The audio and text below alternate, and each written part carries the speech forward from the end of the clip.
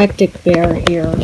If you're wondering when I will when I'll start appearing in these videos, it's once when I finish making my mask, which is so much sooner because I already have it made out. I just gotta paint it, and boom, we got a mask. So today I'm gonna show you how to draw the initials for the channel if you ever want to do it. Now I only put the initials on one video, just one video. It's called The Magic Pen. Go watch that video after this one. So yeah, alright, let's get started with how to make the channel's initials.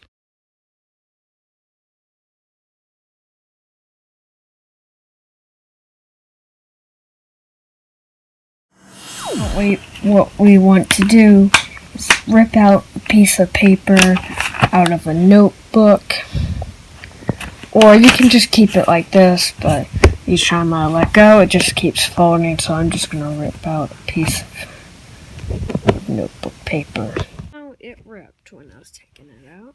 Anyways, let's start with my initials. Here's what you guys needed: pen, paper, that's it. Pen and paper.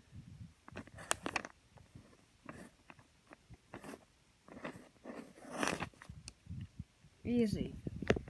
Now, it's really easy.